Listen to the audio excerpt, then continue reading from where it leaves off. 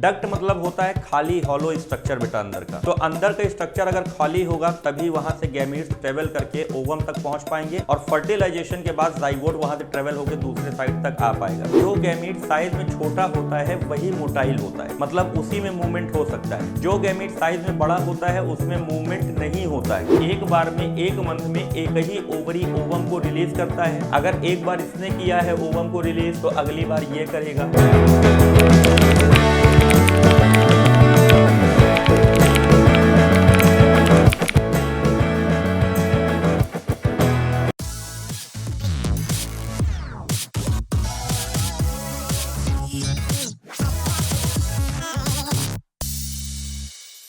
नमस्कार दोस्तों, स्वागत करता हूं आप लोगों का बायोलॉजी क्लासेस में। मैं चेतन पांडे एक बार फिर आप लोगों के बीच हाजिर हूं एक नए टॉपिक के साथ में। तो टॉपिक बेटा हमारा same as like female reproductive system चल ही रहा था और उसके पहले पार्ट जो कि प्राइमरी सेक्स ऑर्गन ओवरी कहलाता है उसके बारे में हम लोगों ने पढ़ा था। जो बच्चों ने नहीं पढ़ा है वो पुराने वीडियो में जा करके उसको पढ़ सकते हैं। उसको पढ़ने के बाद ही आपको ये फैलोपियन ट्यूब समझ में आएगा। तो अगर कहीं पे कोई डाउट होता है तो कमेंट बॉक्स में मेंशन करिएगा, हम लोग उसका सॉल्यूशन देंगे। और बाकी अगर कोई डाउट नहीं है तो आप कंटिन्यू कर सकते हैं नए वीडियो के साथ में। तो देखिए बेटा, नया वीडियो आपको देख के समझ में आ गया होगा। ये नया वीडियो हमारा है ओविडक्ट, जिसको हम फैलोपियन ट्यूब भी कह सकते हैं। आपने जब देखा था फीमेल रिप्रोडक्टिव सिस्टम कितने पार्ट से बने होते हैं तो कई सारे पार्ट के बारे में देखा था, जिसमें ओवरी थी, ओविडक्ट था जिसे हम फैलोपियन ट्यूब भी कहते हैं, यूट्रस थे, सर्विक्स थे, वजाइना थे, एक्सटर्नल जेनेटेलिया थे। तो ओवरीज तो हम लोगों ने कवर किया है लास्ट वीडियो में। आज पढ़ना है ओविडक्ट, जिसे हम क्या कह सकते हैं, फैलोपियन ट्यूब। दोनों नाम याद रखिएगा। डक्ट मतलब होता है खाली हॉलो स्ट्रक्चर बेटा अंदर का। तो अंदर का स्ट्रक्चर अगर खाली होगा तभी वहाँ से गैमीट्स ट्रेवल करके ओवम तक पहुँच पाएंगे और फर्टिलाइजेशन के बाद जाइगोट वहाँ से ट्रेवल होकर दूसरे साइड तक आ पाएगा। तो इसीलिए ओवी के साथ डक्ट लगा हुआ है। डक्ट भी इंडिकेट करता है ट्यूब लाइक स्ट्रक्चर, और फैलोपियन के साथ भी ट्यूब लिखा हुआ है। तो इससे भी पता चलता है कि ये एक ट्यूबुलर स्ट्रक्चर है। इसके कैरेक्टरिस्टिक के बारे में पढ़ते हैं। तो इसका कैरेक्टरिस्टिक पहला पॉइंट क्या कहता है बेटा, कैरेक्टरिस्टिक का, fallopian tube is also a long tubular structure. इसमें आपको ये ध्यान देना है कि यहाँ पे जो फैलोपियन ट्यूब है ये कैसा है, लॉन्ग ट्यूबुलर स्ट्रक्चर है। लॉन्ग ट्यूबुलर के स्ट्रक्चर का मतलब कि फीमेल रिप्रोडक्टिव सिस्टम में बड़ा पार्ट ये है, ठीक, जो कि ट्यूब फॉर्म में है। उसके बाद दूसरा पॉइंट कहलाता है बेटा, it is also a paired structure. ये भी आपको देना है कि जैसे हम लोगों ने देखा था कि टेस्टिस पेयर में होते हैं, ओवरीज पेयर में होती हैं। तो दो ओवरी अगर फीमेल बॉडी में है तो दोनों के पास ट्यूब होगी ना। तो इसी वजह से ये भी पेयर्ड स्ट्रक्चर हैं, जो कि दोनों ओवरीज से एराइज हुए रहते हैं या जुड़े हुए रहते हैं। Having a length about 10 to 12 centimetre. इनकी जो लेंथ होती है बेटा वो 10 से लेकर के 12 सेंटीमीटर तक की होती है। अलग अलग इंडिविजुअल में, अलग अलग फीमेल्स में ये भी वेरी कर सकती है। अब ऐसा नहीं है कि एक अगर 5 फीट या 6 फीट की लेडी है तो उसमें भी 10 to 12 सेंटीमीटर का होगा, और एक 5 फीट की लेडी है तो उसमें भी 10 to 12 सेंटीमीटर होगा। तो ये आप समझ सकते हैं कि हाइट वेट के अकॉर्डिंग इसमें वेरिएशन देखने को मिल सकता है। ये जो हम लोगों ने लेंथ लिखी हुई है ये एक एवरेज लेंथ है, ठीक। इसके बाद देखिए, it is composed of 3 regions. ये जो बने होते हैं बेटा फैलोपियन ट्यूब, ये 3 रीजन से बने होते हैं। मतलब ओविडक्ट तो एक ही है, फैलोपियन ट्यूब तो एक ही है, इनके अलग अलग रीजन की वजह से इनको अलग अलग नाम से जाना जाता है। जैसे ओवरी के पास जो हिस्सा रहता है करीब में फैलोपियन ट्यूब का वो कहलाता है इन्फंडिबुलम। इसके बाद जो हिस्सा आता है वो कहलाता है एम्पुला, और तीसरे नंबर पे जो हिस्सा आता है वो कहलाता है इस्थमस। तो इन तीनों के बारे में देखते हैं कि सबसे पहले ओवरी के पास वाला हिस्सा जिसे इन्फंडिबुलम कहते हैं। तो एंड ऑफ इन्फंडिबुलम, एंड का मतलब कि किनारा, जो हमारे फैलोपियन ट्यूब का ओवरी साइड का किनारा होता है उस पे फिंगर लाइक प्रोजेक्शन होते हैं। एंड ऑफ इन्फंडिबुलम हो गया, और प्रोजेक्शन कैसा होता है, finger like. Finger like projection को हम लोग क्या कहते हैं, फिम्ब्री कहते हैं। जैसे आपने देखा होगा स्मॉल इंटेस्टाइन है उसमें भी फिंगर लाइक प्रोजेक्शन है। और क्यों है, क्योंकि वहाँ पे फूड का एब्जॉर्प्शन होता है और साथ में ज़रूरत पड़ने पे वो सरफेस एरिया को इंक्रीज़ करते हैं। तो यहाँ पे भी सरफेस एरिया को इंक्रीज़ करने की ज़रूरत पड़ती है।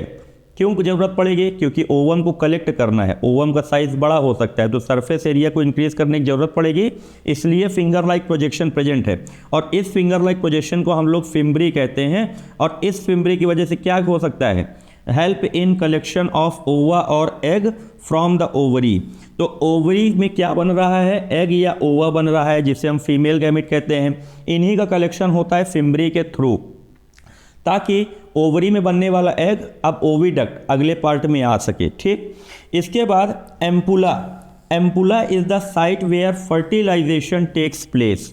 मतलब कि हम लोगों ने बात किया था कि जो गैमीट साइज में छोटा होता है वही मोटाइल होता है, मतलब उसी में मूवमेंट हो सकता है। जो गैमीट साइज में बड़ा होता है उसमें मूवमेंट नहीं होता है। तो फीमेल गैमीट मैक्सिमम केसेस में साइज में बड़े होते हैं, तो इस वजह से फीमेल गैमीट में मूवमेंट नहीं होता। तो ओवरी से निकलने के बाद ये फिम्बरी है जिसमें मूवमेंट होते रहते हैं, तो इसकी वजह से ओविडक्ट कलेक्ट तो कर लेता है और इसके मूवमेंट की वजह से उस ओवम को एम्पुला रीजन तक पहुंचा देता है। एम्पुला रीजन के बाद आगे ओवम मूव नहीं कर पाता। तो आगे जब मूव नहीं कर पाएगा तो क्या होगा? तो मेल गैमीट वजाइना के थ्रू जो इंटर किए हुए हैं वो इस फेलोपियन ट्यूब के एम्पुला रीजन तक पहुंचते हैं, और जब वो हमारे मेल गैमीट पहुंच गए, स्पर्म पहुंच गए, तो ओवम वहीं पे रुका हुआ है, वहीं पे हमारा फर्टिलाइजेशन हो जाता है।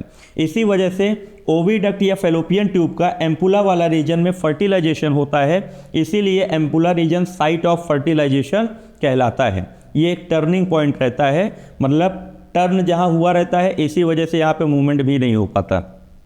इसके बाद आते हैं इस्थमस। इस्थमस क्या होता है बेटा?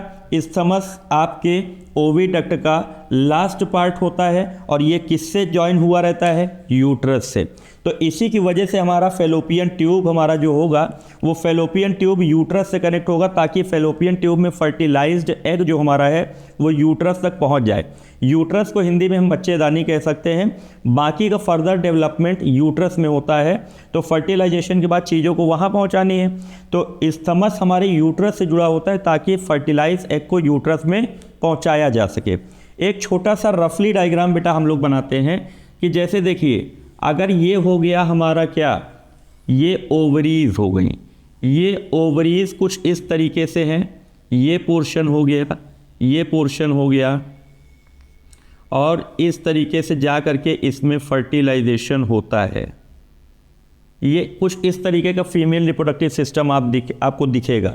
जैसे देखिए कि इसका जो एंड वाला पोर्शन है बेटा, जैसे ये हमारा पोर्शन, ये हमारा यहाँ से लेकर के यहाँ तक फेलोपियन ट्यूब है, एक हिस्सा हमने काटा, ये दो हिस्सा हमने काटा, ये तीसरा हिस्सा है, ये हो गया पहला, ये हो गया दूसरा, ये हो गया तीसरा। तो ये वाला पोर्शन क्या हो गया? इनफंडिबुलम, ये हो गया एम्पुला, ये हो गया इस्थमस। तो इनफंडिबुलम ओवरी के सबसे ज़्यादा करीब है, इनके पास कुछ ऐसे फिंगर लाइक प्रोजेक्शन होते हैं। इसको हम लोग क्या कहते हैं? आप लोग कमेंट बॉक्स में मेंशन करिएगा, अभी पढ़ा है हम लोगों ने। तो इससे ये फिंगर लाइक प्रोजेक्शन ओवरी से ओवम के निकलने के बाद कलेक्ट कर लेते हैं, और इनमें मूवमेंट होती रहती है। तो ये यहाँ से निकलने के बाद ओवम को कहाँ तक पहुँचा देते हैं? एम्पुला रीजन तक। एम्पुला रीजन में अब फीमेल गैमीट वेट करेगा, क्योंकि उसके आगे मूव करने की उसके पास एनर्जी नहीं है। अब क्या होगा कि मेल गैमीट यहाँ से एंट्री करेंगे, कुछ इधर चले जाएंगे, कुछ इधर चले जाएंगे। तो इधर तो ओवम रिलीज नहीं हुआ, एक बार में एक मंथ में एक ही ओवरी ओवम को रिलीज़ करता है। अगर एक बार इसने किया है ओवम को रिलीज़, तो अगली बार ये करेगा। अगर ये किया हुआ है तो उसके नेक्स्ट मंथ में ये करेगा। तो एक मंथ में एक ही बार ओवरी ओवम को रिलीज़ करता है। अगर इसका टर्न है तो ये ओवम हमारा बनने के बाद यहाँ पे आ गया एम्पुलर रीजन में। अब जो मेल गैमीट आए हुए हैं वो यहाँ पे इसके साथ फर्टिलाइज हो जाएंगे, और ये फर्टिलाइज वाला सेल हमारा कहलाएगा ज़ाइगोट। अब ये फर्टिलाइजेशन के बाद चूंकि मेल गैमीट भी आ गया है, मेल गैमीट में मूवमेंट करने वाली कैपेबिलिटी होती है, तो अब ये पूरे ज़ाइगोट वाले सेल को मूव करा के कहाँ ले आएगा? ये सेक्शन में, और ये सेक्शन आपका कहलाता है यूट्रस। ठीक है, तो उम्मीद करता हूँ आपको वीडियो अच्छी लगी होगी, आपके डाउट क्लियर हो गए होंगे। अगर कोई डाउट है तो कमेंट बॉक्स में मेंशन करिएगा, और चैनल को लाइक, शेयर और सब्सक्राइब करते जाइएगा, बेल आइकन को प्रेस करते जाइएगा। बाकी इसके आगे की जो हमारी वीडियो होगी वो अगली क्लास में मिलेगी। ओविडक्ट के बाद हमारा आएगा यूट्रस, जो हम लोगों को अगले वीडियो में देखना है, और साथ में इसके साथ पढ़ते जाइएगा। जो डाउट हो कमेंट बॉक्स में मेंशन करिएगा। तो आज के लिए यहीं तक। Thank you very much.